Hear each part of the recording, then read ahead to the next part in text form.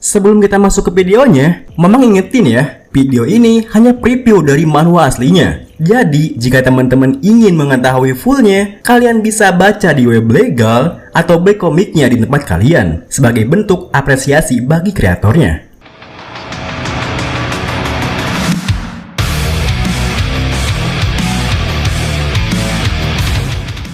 Halo semuanya, selamat wayahkia ya dimanapun kalian berada. Kembali lagi bersama Mamang, dan di video kali ini kita bakal lanjutin manhwa ekstra karakter. Kita masuk di part 16. Di video sebelumnya, setelah menyelesaikan episode Assassination, Hajin dan para kadet lainnya pun kembali ke Cube, dan mereka menjalankan rutinitasnya seperti biasa, sama halnya dengan klub berburu. Klub itu pun kembali menjalankan aktivitasnya, dan kali ini mereka sedang berada di sebuah pegunungan bersalju di negara Norwegia. Di awal video ini, Hajin yang satu tim dengan Nayun nampaknya telah menemukan salah satu bendera eventnya, sebuah bendera yang bertuliskan nomor 1. Meskipun begitu, letaknya yang sulit untuk dijangkau tentu saja membuat Hajin merasa heran dan menggerutu. Tapi kenapa bendera itu ada di sana? Orang bodoh macam apa yang mau memanjat ke atas sana? Namun, di saat Hajin sedang menggerutu seperti itu, Nayun telah lebih dulu memanjat gundukan saljunya. Hei, apa yang kamu tunggu? Ayo naik. Tentu saja, Hajin yang tak mau riweuh memanjatnya langsung mengeluarkan sebuah pisau yang telah ia ikat dengan sebuah tali sebelumnya. Melihat hal itu, Nayun pun menghentikan manjatnya dan langsung bertanya pada Hajin, apa yang kamu lakukan? Apa kamu pikir aman cuma dengan pisau dan tali seperti itu? Sembari bersiap melemparkan pisaunya, Hajin pun membalas, tentu saja tak akan berhasil kalau cuma dengan tali biasa. Tepat setelah berkata seperti itu, Hajin pun melemparkan pisaunya ke arah bendera yang berada di atas puncakan gunduknya. Hajin bisa sepeda itu karena tali yang digunakannya adalah tali yang mengandung mana stigma miliknya. Tak peduli kemana arahnya, kalau Hajin mengendalikan mana yang ada di pisaunya, pisau itu akan tepat mengenai sasarannya.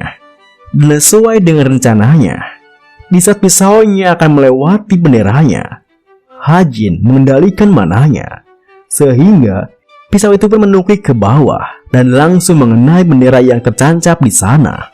Sesaat setelahnya, bendera itu pun jatuh di dekat Hajin berdiri. Hajin yang telah membereskan peralatannya pun langsung mendekat dan mengambil benderanya. Nayun yang melihat ide Hajin berhasil pun tak hanya tinggal diam di sana. Ia langsung berlari mendekat menghampiri Hajin dengan penuh semangat. Wow, berhasil loh. Apa hadiahnya? Mendengar hal itu, Hajin yang sedang mengecek benderanya pun membalas. Ada semacam catatan di sini, yang ternyata di catatan itu menyebutkan bahwa hadiah untuk nomor 1 adalah nomor telepon Yun Seung-ah. Meskipun Chen Nayun tampak sangat gembira dengan hadiahnya. Wow, hebat sekali. Kegembiraan tersebut berbanding terbalik dengan Hajin yang tampak biasa saja dan malah terkesan jijik dengan hadiahnya. Dengan begitu, Hajin pun berniat memberikan hadiahnya pada Nayun. Ambil nih.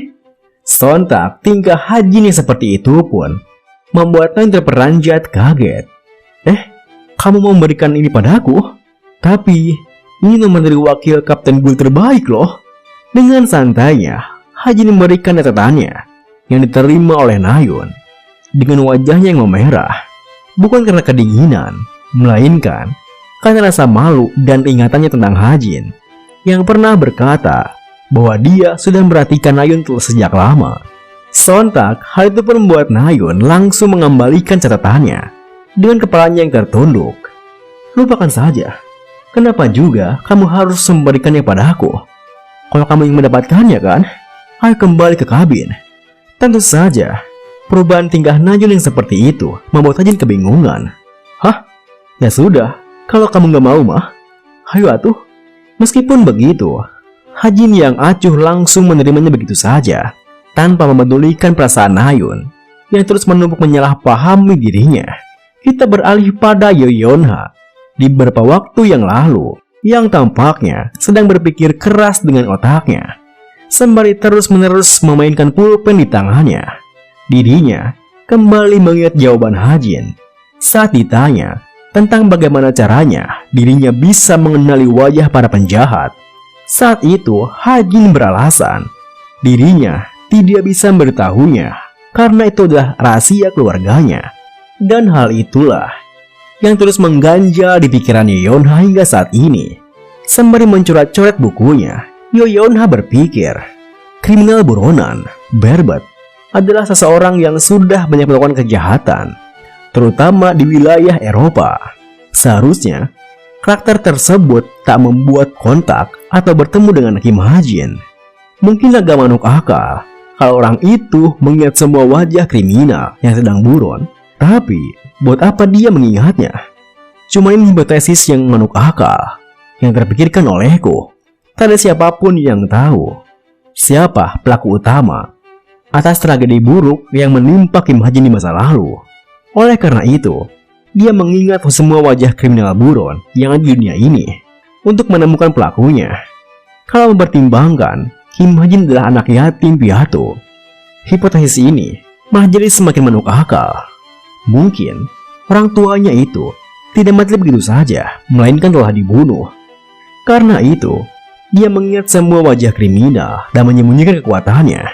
Jadi, dia bisa menemukan pelakunya, lalu membunuhnya tanpa diketahui oleh orang tersebut.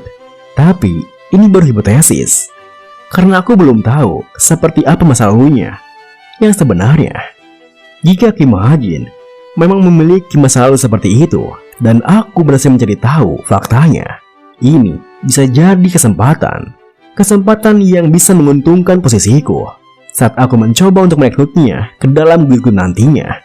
Tapi, aku malas sekali menghubunginya di sore hari yang sama di sebuah tempat yang mana terlihat sangat padat dengan bangunan-bangunannya. Terlihat seorang pria yang tengah menggerutu karena meskipun teleponnya terus berbunyi, tak ada seorang pun yang mengangkatnya. Kenapa kau tak mengangkat teleponnya, bodoh? Apa gunanya sih punya sekretaris? Makan gaji begitu saja.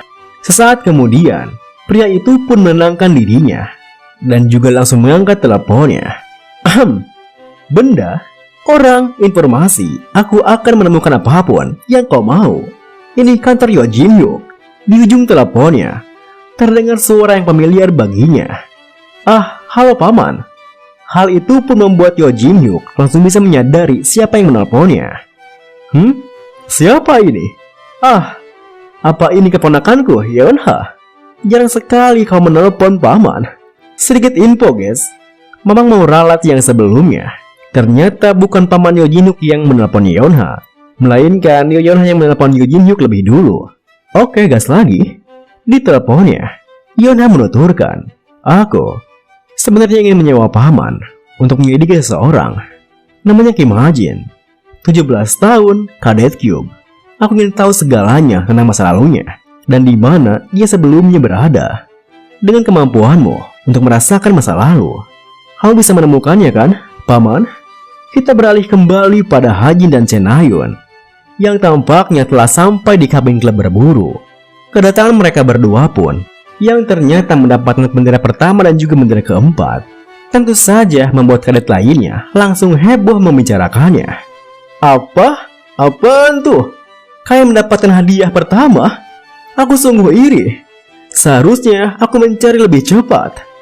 Meskipun begitu, semua pujian itu sama sekali tak berharga di mata Hajin, yang menurutnya hadiah nomor 4 yang sebuah perangkat VR sangat lebih baik daripada hadiah nomor pertama yang hanya sebuah nomor Mbak Yun Sengah. Beberapa saat kemudian, setelah semua anggota klub berburu kembali berkumpul di kabin, event tersebut pun resmi berakhir dan dilanjutkan dengan acara bakar-bakar barbeque. Karena tantenya mempunyai restoran barbeque di Korea, Hajin pun yakin dengan kemampuan memanggang dagingnya akan lebih baik daripada kadet yang lainnya. Dengan pikiran seperti itu, Hajin pun berinisiatif untuk memasak daging dan bahan lainnya, lalu menyuruh kadet yang membantunya untuk beristirahat dan menikmati waktunya. Di tengah acara yang santai seperti itu, di samping Hajin yang sedang memasak dagingnya, seorang senior klub berburu yang sedang duduk bersemeja dengan kadet adik kelasnya terlihat sedang memberikan wejangan pada para juniornya. Omong-omong, sebentar lagi kalian akan ujian akhir semester, iya kan? Lebih waspadalah. Kalian tak boleh percaya pada siapapun selama ujian akhir semester kalian. Tak hanya sulit, bahkan aku pernah menyaksikan pecahnya persahabatan karena itu berhubungan langsung dengan hasilnya. Jadi, semua orang sangatlah sensitif. Dan kalian juga tahu tentang kelas remedial kan? Mereka sungguh berbahaya. Jadi waspadalah terhadap mereka. Mendengar topik obrolannya, Hajin yang sedang memasak pun terperanjat kaget karena topik obrolannya yang lumayan menarik. Kelas remedial, sesuai namanya, itu adalah sebuah kelas untuk para kadet yang nilainya tak memenuhi syarat dan juga tak dapat melanjutkan ke level berikutnya. Ada sekitar 200 kadet di tiap tingkatan. Di antara mereka, sekitar 20% dari mereka punya kontrak dengan Demon atau milik sebuah grup berisiko tinggi. Dan masalah pada ujian akhir semester ini bermulai dari mereka. Sekarang, saat co-author terlibat, ada kemungkinan persentasenya meningkat. Itulah bukti seberapa busuknya Cube saat ini. Obrolan remeh-temeh pun berlanjut, sama halnya dengan Hajin yang terus memasak dagingnya. Beberapa saat kemudian, setelah merasakan enaknya daging buatan Hajin, senior yang di sana pun langsung memujinya. "Hei, Kim Hajin, daging hasil pangganganmu enak. Beristirahatlah dan makan juga." Mendengar hal itu, sembari terus memasak dagingnya, Hajin pun membalas, "Tidak apa-apa, aku masak sambil makan kok." Saat itu Hajin berpikir, mereka bersikap ramah hanya karena aku memasak dagingnya dengan baik. Apa benar hasilnya seenak itu? Setelah puas makan-makan, senior itu pun menuturkan karena semuanya telah mendapatkan makan malam yang nikmat malam ini dan sekarang sudah kenyang, ayo beristirahat di kabin gunung daripada keluar untuk berburu di malam hari. Dengan begitu, mereka semua pun menikmati waktu senggang mereka. Ada yang mengobrol, bermain game, dan yang lainnya. Tak terasa, rembulan malam pun telah menampakkan keindahannya. Hajin yang ingin menghirup udara segar pun nampaknya duduk di luar kabin. Haha, sudah lama sekali aku tak tertawa lepas seperti itu. Di saat Hajin sedang santuy-santuinya seperti itu, tiba-tiba saja ada sebuah notifikasi pemberitahuan dari laptop yang dibawanya. Dan saat Hajin membuka laptopnya, ada sebuah permintaan untuk mencari seorang penipu yang dikenal sebagai Jerome Miller. Ia bekerja sebagai manajer aset, tapi secara tiba-tiba menghaling dengan uangnya. Setelah membaca permintaannya dan juga melihat lampiran lainnya, Hajin pun berpikir sejenak. Melihat namanya yang seperti nama Jerman, ini pasti adalah rujukan dari pelanggan sebelumnya. Kemudian Hajin pun mengaktifkan stigma miliknya, yaitu Book of Threat. Tepat setelah itu, otak Hajin pun dibanjiri dengan informasi terbaru dari orang yang bernama Jerome Miller. Setelah mengetahui semua informasi itu, Hajin pun segera menuliskannya dan mengirimkannya pada customer tadi. Meskipun begitu, Apex telah menggunakan skillnya yang membuatnya pusing 7 keliling. Tentu saja membuat Hajin menggerutu. Pusing sekali. Menghasilkan uang itu bagus, tapi aku tak suka apa yang kurasakan setelah aku menggunakan ability-nya. Tapi transfernya juga mantap sih. Express bingits. Setelah menyelesaikan kerja sampingannya, Hajin pun memandangi langit yang berhiaskan aurora malam itu. Dan tanpa ia sadari, kebiasaan sebat di kehidupan nyatanya tiba-tiba muncul saat itu juga. Sungguh pemandangan yang indah. Loh, kok hilang? Oh iya, aku kan sudah berhenti merokok. Dengan tangan yang masih dalam posisi sebat, Hajin pun berpikir, kurasa aku terbiasa menghabiskan setidaknya 1 bungkus rokok untuk setiap harinya selama 5 tahun. Aku sungguh lupa tentang merokok setelah aku tiba di dunia ini. Di saat Hajin sedang bertingkah seperti itu, Chen Nayun yang tiba-tiba muncul di belakangnya pun langsung mengomentarinya. "Hei, apa kau dulu merokok?" Sontak, Hajin pun tersentak kaget dengan perkataannya. Tanpa berbalik ke arahnya, Hajin yang sudah mengetahui kalau itu Nayun langsung membalasnya. "Hois, bikin kaget saja. Sejak kapan kamu di sana?" Sembari berjalan mendekat, Nayun pun melanjutkan. "Aku sudah ada di sini sejak tadi, bodoh." "Oh, ternyata kau pernah merokok sebelumnya ya? Dasar preman. Kau pasti punya tato juga kan? Hei, kenapa kau diam saja? Kau benar punya tato ya?" Awalnya, Hajin berniat untuk menahan rasa kesalnya. Namun pada akhirnya, kekesalannya keluar begitu saja. "Aku tak punya tato apapun. Preman apaan sih? Bikin kesal saja." Di saat Hajin sedang menggerutu, tiba-tiba Nayun mengubah topik pembicaraannya. "Tapi, apa kau percaya diri bisa menang melawanku?" Sontak Hajin pun terdiam mendengar hal itu. Kemudian dengan dinginnya Hajin bertanya, "Apa kamu yakin ingin menyerah dengan gusur jika kamu kalah?" Kini giliran Nayun yang terdiam karena perkataan Hajin. Kemudian sembari menggaruk kepalanya, Nayun pun membalas, "Kedengarannya mustahil aku kalah. Jadi aku tak terlalu memikirkan apa yang terjadi setelahnya." Hajin pun melanjutkan, "Apa kamu akan menangis jika kamu kalah? Kamu hampir menangis hari ini, kau tahu." Tentu saja Nayun yang merasa dicurangi pun langsung menyangkalnya. "Itu, kalian selalu memilihku apapun yang terjadi." Ngomong-ngomong, apa kamu tahu ada sebuah artikel berita tentangmu di Prancis hari ini?" Hajin yang baru tahu akan hal itu pun tentu saja merasa penasaran. Artikel berita?" Sembari menunjukkan artikel beritanya dari smartwatch-nya, Nayun menjelaskan, "Yona menunjukkannya padaku. Mereka bilang kau adalah Sherlock Korea yang menangkap penipu terkenal. Aku tak bisa percaya mereka memanggilmu Sherlock ke seorang preman yang selalu bertengkar denganku dan merokok." Tentu saja Hajin yang sama sekali tak menyangka akan seperti itu pun langsung mengomentarinya, "Aku tak bisa percaya mereka menulis semua itu. Hais, dasar, sana pergilah bobo." Sembari berlari pergi dari sana dengan tingkah konyolnya, Nayun membalas, "Aku memang akan pergi tidur tanpa kau suruh kok." Namun baru saja Nayun berlari, dirinya kembali menghentikan larinya karena ada pertanyaan yang mengganggu pikirannya. "Hei, tapi merokok itu rasanya seperti apa ya?" Tiba-tiba aku penasaran. Kita beralih pada Paman Jin Hyuk yang nampaknya sedang berada di dekat sebuah gereja tua di tengah musim dingin yang terus menurunkan salju. Paman Jin Hyuk yang merasa bosan dikarenakan terus menunggu pun bergumam, "Ais, berapa lama aku harus menunggu? Aku sudah hampir tak tahan lagi. Sedikit lagi saja, aku akan kehabisan mana." Tepat setelah mengatakan itu, Paman Jin Hyuk melihat seorang gadis yang menggendong bayi di tangannya berjalan mendekat ke depan pintu gerejanya. Lalu, tepat di depan pintu gerejanya, gadis itu meletakkan bayi yang ia gendong sebelumnya. Melihat hal itu, Paman Jin Hyuk pun bergumam, dia hanya seorang anak kecil. Sayangnya, sebelum Paman Jin Hyuk bisa melihat lebih jauh hal itu, dirinya yang ternyata sedang berada dalam masa lalu Hajin harus kembali ke kenyataan karena mananya yang tidak mencukupi. Sia! Masa lalunya terlalu padat. Siapa dia sebenarnya?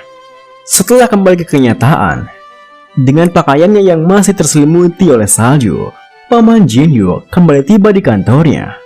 Melihat kedatangannya, anak buahnya, sebut saja si Chok, yang sedang berada di sana pun langsung menyambutnya.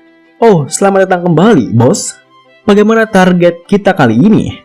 Sembari terus berjalan dan membersihkan salju yang menempel di bajunya, Paman Jin Hyuk menuturkan, dia sedikit tidak normal. Sebelum kita lanjutkan, aku ingin pergi ke toilet dulu." Dengan begitu, Paman Jin Hyuk pun langsung pergi satu-satu menuju ke toilet karena tak bisa menahan rasa ingin beolnya. Sesaat kemudian, sembari menikmati beolannya di toilet, Paman Jin Hyuk menuturkan, 17 tahun, sempat hidup di panti asuhan. Aku kembali ke hari di mana sang target memasuki panti asuhan itu. Tapi aku tak bisa melihat orang tua target yang kutemukan malah seorang anak yang meletakkan bayinya lalu pergi. Si Chok yang ternyata menunggu di depan toiletnya menimbali. Seorang anak? Paman Jinjuk melanjutkan. Iya, benar. Informasi yang kutemukan tidak banyak, dan masa lalu itu ditutupi oleh kabut yang sangat tebal. Sepertinya, jika aku ingin tahu lebih, aku perlu mempertahankan performa terbaikku. Intinya, kasus ini akan memakan waktu. Terlalu berlebihan untuk pekerjaan gratis. Meskipun ini adalah permintaan keponakanku. Mendengar hal itu, si Chok yang berada di luar toiletnya tiba-tiba saja muncul dari pintunya. Dengan menutup hidungnya, ia menuturkan, "Kurasa kau tetap harus melakukannya." Sembari menunjukkan sebuah kertas, si Chok menjelaskan permintaan lain untuk mencari informasi mengenai masa lalu Kim Ha-jin baru saja tiba. Parahnya, kali ini permintaan itu datang dari top rank pilot bangket, pembeli Red Diamond Rank. Tentu saja, laporan itu membuat Paman Jinjuk tersetak kaget. Apa? Rank yang sama denganku? Oh, selain dia adalah seorang Red Diamond Rank, dia juga menulis pesan ini dengan bahasa yang sangat sopan. Dan jumlah deposit yang abnormal ini, lihat ini, Kim Ha-jin. Tampaknya dia memang spesial ya. Saat seringainya menghiasi wajahnya, Paman Jinjuk berpikir, aku yakin ini adalah permintaan dari Camelanthropes. Waktu pun berlalu. Hari itu, di hari Jumat sebelum akhir pekan, terlihat instruktur Sohyuk yang sedang menjelaskan pada kadet di kelasnya. Ujian akhir akan dilaksanakan dalam 4 minggu. Ujian praktek untuk ujian akhir nanti akan jauh lebih sulit dibandingkan ujian tengah semester kemarin. Kalian akan diuji tentang apa yang sudah kalian pelajari sebagai seorang hero di semester ini. Jadi pastikan persiapan kalian matang. Ha-jin yang berada di sana pun terlihat berpikir, tidak seperti ujian tengah semester yang dipenuhi oleh hiburan. Ujian akhir tidak menyediakan arena ataupun penonton. Ujian akhir itu pasti akan diadakan di sebuah pulau terpencil di Korea. Ujian bertahan hidup akan diadakan di pulau yang dipenuhi oleh monster dan hewan buas. Tapi jika co-author ikut terlibat, maka pasti akan ada banyak perubahan yang bisa terjadi di sana. Memikirkan itu saja sudah membuatku pusing, dan ada banyak variabel lain. Selain si co-author, aku perlu berjaga-jaga. Kemudian instruktur Sohyuk melanjutkan, aku belum bisa memberitahukan detail ujiannya. Tapi di ujian ini, para instruktur rank tingkat menengah dan tinggi akan memastikan bahwa lokasi ujian itu aman. Kalian hanya perlu fokus pada ujiannya. Baik, kalian bisa pergi sekarang. Semoga akhir pekan kalian berjalan lancar. Tepat setelah instruktur Sohyuk menutup kelasnya, di saat Ha-jin sedang membereskan barang-barangnya, Nayun terlihat menghampirinya. Hei, kamu belum lupa taruhan busur kita kan? Mendengar hal itu, Ha-jin pun langsung berbalik dan membalas. Kamu tidak lupa, jika kamu kalah, maka kamu tak boleh memakai busur panah lagi kan? Nayun yang terpancing emosinya pun langsung menyundul kepala Ha-jin. Jangan nangis kalau kamu kalah ya. Oke? Sini ikut aku. Beberapa saat setelahnya, akhirnya mereka pun tiba di pusat panahan Cube. Setelah bersiap dengan alat-alatnya, Nayun pun bertanya pada Ha-jin yang berdiri di sampingnya, apa kamu siap? Dengan wajah malasnya, Ha-jin melirik ke belakang sembari membalas, iya, tapi kenapa mereka ada di sini? Videonya diakhiri dengan, ternyata di sana, di saat Ha-jin dan Nayun akan melakukan duel panahannya, banyak kadet yang ingin melihatnya, yang tentu saja membuat Ha-jin tak habis pikir dengan hal tersebut. Di awal video ini, melihat Ha-jin yang terganggu dengan keadaan mereka, teman dekat Suho, Lee Yong-han, langsung mendekat dan merangkul Nayun dan Ha-jin. Dengan jurus SKSD-nya, ia menuturkan, hei, masa kalian akan melakukan hal seseru ini? Berduaan saja, kalian perlu penonton untuk hal semacam ini tahu? Hehehe. Kau sudah tidak marah padaku kan, Ha-jin? Kita damai saja, oke? Tentu saja, Ha-jin yang tak merasa nyaman dengan tingkahnya pun berpikir, Lee Yong-han, apa dia tidak malu atas perjanjian sebelumnya? Namun, di saat Hajin sedang berpikir seperti itu, tiba-tiba saja ia dikejutkan saat ada orang yang menarik kepalanya dari belakang. Yang ternyata itu adalah Shin Jong-hak, rival Kim Soo-ho. Dengan kesalnya, ia menuturkan, "Kau minta Chen Ayun untuk melupakan busur panah jika dia kalah, kan? Bagaimana kalau kau kalah? Apa kau akan keluar dari Cube?" Namun, sebelum Hajin bisa menjawabnya, Nayun yang merasa terganggu dengan hadiran Yonghan dan Jonghyuk di dekatnya pun langsung menendang mereka pergi sembari mengomelinya. "Sialan, semuanya, jangan ikut campur, kami akan mulai." Setelah mereka berdua pergi, Nayun pun menjelaskan aturan dari duel panahnya. Tujuannya adalah mengenai target. Kamu lihat peluncur target itu kan? Nah, targetnya akan terbang dari alat itu. Kita akan mulai dari 100 meter. Setiap kali kita berhasil, maka kita akan menambahkan jarak 50 meter dan terus menembak. Oke, itu saja. Apa kamu takut? Karena yang terlihat sulit untuk dilakukan.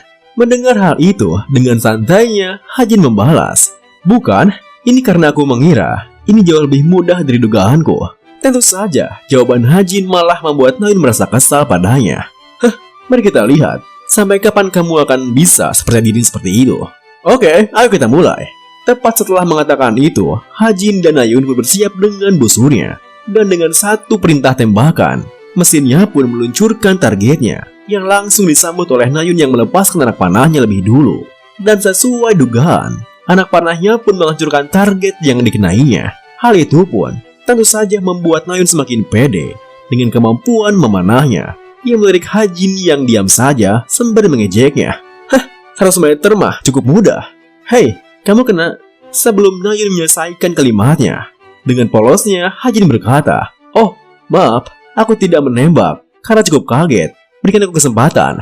Tentu saja, alasan Hajin yang seperti itu membuat Nayun dan para kadet yang sedang menontonnya terbengong berjamaah. Sesaat setelah keheningan itu, Yonghan dan Jonghyuk pun tak bisa menahan gelak tawanya. "Hei, set berandalan itu keluar, bikin kesal saja. Tapi lucu sih." Kemudian di tengah keheranannya, Nayun pun mencoba mengomentari sikap Hajin. "Bahkan pasturmu juga kacau. Tidak peduli seberapa banyak kamu menembak, apakah kau bisa mengenai targetnya?" Meskipun para kadet di belakangnya terus saja menertawakan kekonyolannya. Bahkan Soa sendiri harus turun tangan untuk membuat Yonghan diam. Hajin tak mengindahkan semua ejekan itu dan bersiap kembali dengan busurnya. Saat itu Hajin berpikir, walaupun postur Chai Nayun sempurna, hal semacam itu tidak berarti bagiku. Seseorang tidak akan menjadi orang hebat hanya dengan menguasai postur saja. Itunya salah satu syarat dasar di dunia ini. Kekuatan yang dikenal sebagai talent menentukan mana yang hebat dan mana yang tidak. Dan talentku adalah salah satu talent yang luar biasa yang kuciptakan khusus untuk diriku sendiri. Sesaat kemudian, Hajin pun memberikan perintah untuk meluncurkan targetnya. Dan saat Hajin melepaskan anak panahnya, talent dirinya, Master Sharpshooter, membantu anak panahnya untuk mengenai targetnya dengan sangat tepat.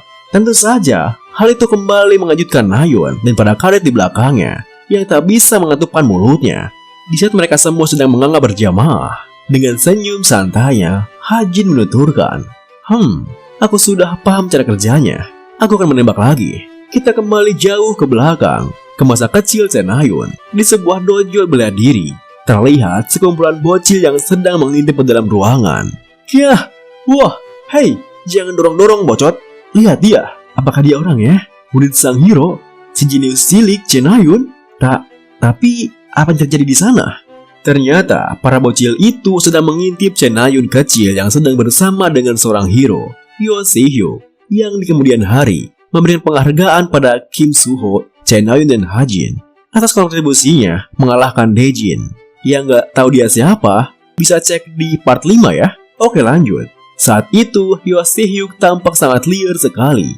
Ia memijit ujung atas hidungnya sambil bertanya, "Apa kau yakin ingin mengganti senjatamu ke busur panah? Apa kau dipaksa ibumu?" Atau sebelum Yo Si-hyuk menyelesaikan kalimatnya, Nayun yang terperanjat pun langsung menyelanya. Tidak ada alasan khusus kok. Aku hanya ingin menggantinya. Orang jenis sepertiku mungkin bisa menjadi pemanah terbaik kalau aku berusaha dengan keras." Tentu saja, Yo Si-hyuk sangat menyayangkan keputusannya. Padahal, aku sudah menghadiahimu sebuah magic sword Nayun yang merasa bersalah pun sontak meminta maaf padanya. "Maaf, Master. Sayangnya, kata maaf saja tak akan mampu meredam kekesalan yang terlanjur muncul di hati Yoshihyo. Master gundulmu, aku tidak punya seorang murid yang mengubah jalan hidup mereka secara jidatnya. Aku tidak akan menghentikanmu. Tapi, apa ini benar-benar kemauanmu sendiri? Pikirkan secara matang. Dia membuat keputusan yang akan kau sesali." Saat itu Nayun kecil hanya terdiam, memandang lantai, dan tak menjawab sepatah kata pun. Kita kembali ke masa sekarang, yang mana Hajin dan Nayun terus melanjutkan duelnya, dan sudah sampai di target yang berjarak 450 meter. Tentu saja, situasi duelnya terasa semakin tegang, mengikuti jarak target yang semakin menjauh. Para kadet yang menontonnya pun, yang juga para pemanah di kelas Veritas, tentu saja tak bisa menahan komentarnya. "Hei, Kim Hajin ternyata bisa mengimbanginya loh." Rekan di sampingnya pun membalas, "Iya, jaraknya padahal sudah di atas 400 meter. Aku aja mentok di 450 meter. Rekor terbaikku." Rekan di belakangnya, sebut saja si Ampul menimpali. Dia tidak hanya bisa mengimbanginya, tapi dia juga langsung menembak. Segera setelah Chen Nayun berhasil mengenai targetnya. Aku paham kalau hanya 1 atau 2 tembakan saja, tapi bukankah seharusnya dia merasakan tekanan psikis di pertandingan penuh ketegangan ini? Namun, ekspresi Kim Hajin cukup tenang, walau dia sedang berperang secara mental. Taruhan ini, jangan-jangan Kim Hajin akan memenangkannya. Sebelum si Ampul mengomentarnya lebih jauh, Daman Sim Jong Hak yang kesal langsung menghentikan komentarnya. Kekhawatirannya tak ingin membiarkan siapapun menjelekkan pujian hatinya. Duelnya pun kembali berlanjut, dan saat giliran Nayun menembakkan panahnya, meskipun anak panahnya mengenai targetnya, tembakannya sedikit meleset dan tidak mengenai titik tengah targetnya. Di saat Nayun merasa kesal dengan hal itu, "Sialan, aku melewatkan bullseye." Tiba-tiba saja Hajin berkata padanya, "Sudah kukatakan, bukan? Kau tak cocok memegang busur panah." Tentu saja, Nayun yang merasa keheranan pun langsung membalasnya, "Hei, kamu ketakutan kah? Kenapa kamu memperpakaian seperti itu? Diamlah dan tembak anak panahmu." Chen Nayun sendiri mempunyai sifat yang tidak sabaran. Dia gampang terpengaruh oleh provokasi apapun. Dia memang tidak cocok untuk menjadi pemanah. Tapi alasan kenapa dia ngotot untuk menjadi pemanah adalah sebelum mereka berdua masuk ke set berikutnya, Hajin yang mengetahui alasannya pun menuturkan, "Kau ketakutan kan? Takut untuk menggunakan pedang." Mendengar hal itu, sontak membuat Nayun melirik Hajin. Dengan wajah yang dipenuhi amarah, Nayun pun menghardiknya, "Jangan mulut sialanmu." Meskipun sudah diperingatkan begitu, Hajin tak mempedulikannya dan terus melanjutkan kalimatnya. "Apa bukan itu alasannya? Tapi bagiku, kamu memang seperti itu kok. Itulah kenapa aku selalu mencari-cari alasannya kan. Selain pedang, aku bertalenta dalam memakai busur panah. Aku juga bisa menjadi hero terhebat dengan busur panah. Ya, mengingat bahwa kau berganti ke busur panah di tengah perjalanan, kau sudah cukup bagus sebagai seorang pemanah. Tapi di level segitu, jangankan membunuh satu manusia di menit, membalaskan dendam keluargamu saja, kau tidak akan bisa melakukannya." Semua perkataan Hajin kembali mengingatkan Nayun akan masa lalunya, dan tentu saja hal itu sangat berpengaruh pada psikisnya. Nayun kehilangan fokusnya, dan hal itu pun membuat anak panah yang ditembakkan meleset tak mengenai targetnya. Dengan begitu, pertandingannya pun selesai. Hajin bisa mengenai targetnya dan memenangkan pertandingan itu. Hasil pertandingannya pun tentu saja mengejutkan semua kadet yang menontonnya. Di tengah sinar matahari sore yang menyorotinya, di saat para kadet menganga ternganga-nganga saking terkejutnya, Chen Nayun terduduk ambruk, terhanyut akan kekalahannya.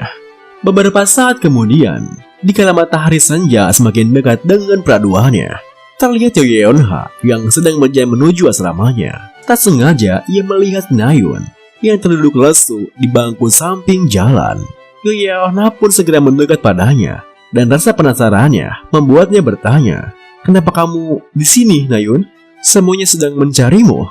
Tanpa berbalik melihatnya, dengan lesu Nayun membalas, "Apa kamu juga mendengarnya? Si bajingan itu membawa-bawa keluargaku. Kenapa sikapnya seperti itu? Dia pernah membantuku, dan meskipun kami tidak seakrab itu, aku selalu berpikir kalau dia bukanlah bajingan licik seperti yang dikatakan rumor-rumor itu. Tapi kenapa dia selalu bersikap seperti itu. Mendengar hal itu, Yona pun bisa mengerti seperti apa Nayun dengan keadaannya. Dan ia pun langsung berpikir keras apa yang harus dilakukannya. Apa yang ingin diraih Hajin setelah mengatakan itu? Tunggu, Nayun dan Kim Hajin adalah orang-orang yang aku butuhkan. Jika hubungan mereka memburuk, itu akan mengganggu rencanaku untuk merekrut mereka berdua. Dan kalau begini terus, maka masalahnya akan melebar. Kenapa aku harus melakukan ini? Dengan pikiran seperti itu, Yona yang tak ingin rencananya gagal pun tiba-tiba menuturkan dia tak punya keluarga. Mungkin karena alasan yang sama denganmu. Perkataan Yonha pun ternyata bisa menarik perhatian Nayun yang menengadahkan kepalanya dan menghentikan tangisnya. Kemudian Yonha melanjutkan, aku memang hanya menebak-nebak, tapi mungkin Kim Hajin merasakan koneksi denganmu. Dia ingin kamu memahami perasaannya. Meski dia mengatakan hal seperti itu, dan dia ingin kamu menjalani kehidupan yang baik, aku yakin kamu harus memikirkan banyak hal. Jadi, aku duluan. Jangan keluar terlalu lama. Kalimat demi kalimat yang dilontarkan oleh Yonha seakan menjadi pencerahan bagi Nayun. Dan setelah kepergian Yonha, Nayun kembali teringat dengan kakaknya. Dulu, pada saat dirinya masih kecil, kakaknya pernah bertanya, Nayun, kenapa kau tiba-tiba ingin menjadi pemanah? Meskipun Nayun bertingkah konyol bahwa dia hanya bosan pada saat memakai pedang, kakaknya tak mempermasalahkan hal itu lebih lanjut. Dan dengan penuh kasih sayang, kakaknya mengatakan, jadi begitu ya, apapun jalan yang kamu pilih, kakak akan mendukungmu. Karena aku tahu kamu bisa melakukannya. Tapi, bisakah kamu buat janji denganku? Di masa depan, saat kamu sudah siap, kakak ingin kamu benar-benar memikirkan hal apa yang kamu kehendaki. Janji ya. Setelah mengingat kalimat kakaknya, Nayun pun membulatkan tekadnya dan telah memilih pilihannya. Dengan begitu, ia pun bangkit, melangkahkan kakinya, meninggalkan bangku tangisannya. Sementara itu, Hajin yang sedang berjalan menuju asramanya, tiba-tiba saja dikejutkan saat dirinya mendapat informasi notifikasi bahwa Extreme Luck miliknya telah diaktifkan. Di bagian hubungan manusia, SP miliknya telah bertambah sebanyak 253 poin. Beberapa saat setelahnya, di sudut bangunan Cube, terlihat Yonha yang sedang menghubungi pamannya. Di ujung teleponnya, paman Jin-hyuk menuturkan, Kim Hajin, bocah brengsek itu, rasanya dia punya suatu rahasia. Aku harus teliti lebih lanjut. Tapi, mungkin dia terlibat ada kaitannya dengan suatu sindikat kejahatan. Yonha, bocah brengsek ini, apa sebaiknya aku tetap menyelidiki dia? Saat itu, paman Jin-hyuk masih menyembunyikan fakta bahwa organisasi Camelothrop juga menginginkan informasi Hajin. Karena menurutnya, saat itu bukanlah waktu yang tepat untuk memberitahukannya. Yonha yang tak tahu hal itu pun membalas, tentu saja, sudah kuputuskan, aku pasti akan merekrut dia. Bergabung dengan Gyudgo, Essence of the Stride. Mendengar hal begitu menarik, jiwa jayanya pun meluar. Dan dengan senyum anehnya, paman Jin-hyuk menyimpali. Wah, hebatnya kau. Sepertinya pamanmu harus menggunakan senjata rahasianya. Setelah sedikit bercanda, mereka berdua pun mengakhiri teleponnya. Waktu pun berlalu. Di pagi hari yang cerah, Hajin pun kembali memasuki Cube seperti biasa. Namun, kejadian akhir-akhir ini yang terjadi padanya membuatnya berjalan dengan gontai. Ada banyak sekali penonton di pertandingan terusan sebelumnya. Jadi wajar saja banyak rumor yang tersebar. Tapi, sampai ada orang yang datang untuk mewawancaraiku, menanyakan bakat aptitude punyaku, dan mencoba menambak alasanku yang menggunakan senjata selain pedang. Tentu saja yang membuatku sangat risih. Sekarang ini, aku sampai takut untuk masuk ke kelas. Apa sebaiknya aku bolos saja setelah menyelesaikan latihan pagiku? Siapa yang belum masuk ke kelas jam segini? Langkah Jin pun terhenti saat dirinya mendengar sebuah suara benturan pedang di ruang latihan yang ia lewati. Dan karena penasaran, ia pun memasuki ruangannya. Lalu, Hajin pun dibawa terkejut saat dirinya melihat seorang yang sedang berlatih di sana, yang ternyata adalah Chen Nayun yang telah memotong rambutnya, juga mengambil senjatanya. Di saat Hajin mendekat padanya, Nayun yang menyadarinya pun dengan panik langsung menyembunyikan pedangnya. Kemudian, Hajin yang agak canggung pun bertanya, sepertinya pas sedang latihan ya? Nayun yang gugup juga membalas, iya, aku sedang latihan. Memangnya kenapa? Hajin yang tak ingin diomeli pun melanjutkan. Bukan begitu maksudku. Kalem atuh, kalem. Ngomong-ngomong, rambutmu. Sebelum Hajin menyelesaikan kalimatnya, Nayun yang salting pun menjelaskan. Apa? Apa yang salah dengan rambutku? Sembari menunjuknya, Hajin menuturkan, kau tidak memotong rambutmu karena taruhannya kan? Sontak, Nayun yang merasa malu pun langsung menyangkalnya. Dan tanpa ia sadari, dirinya malah menunjukkan pedangnya ke hadapan Hajin. Aku potong begini karena menurutku seksi. Iya seksi. Menurutmu, aku peduli soal taruhan itu, Melihat tingkah lucunya, Hajin pun tersenyum membalas. Ya, kalau benar bukan, gaya rambut itu cocok untukmu. Apa rasanya lebih menyegarkan? Lagi dan lagi, perkataan Hajin kembali membuat Nayun terpana. Pujiannya malah semakin memupuk bunga-bunga perasaan yang telah tumbuh di hati Cenayun, yang selalu membuatnya tampak gugup dan tak bisa berkata dengan benar saat ia berada di dekat Hajin. Melihat Nayun yang diam saja, Hajin pun menuturkan, "Oke, aku juga mau pergi latihan sekarang. Aku ke arah sana. Duluan ya." Nayun pun menganggukkan kepalanya. Dan sembari melihat kepergian Hajin, Cenayun berpikir, aku dengar Kim Hajin aslinya adalah dua orang. Seorang swordsman. Saat dia menelantarkan segalanya yang sudah dia bentuk seumur hidup dan memilih senjata lain. Bagaimana perasaannya saat itu ya? Di saat Nayun memikirkan hal itu, pedang yang digenggamnya pun memancarkan aura kehijauan yang cukup besar sampai bisa menyentuh langit-langit ruangannya.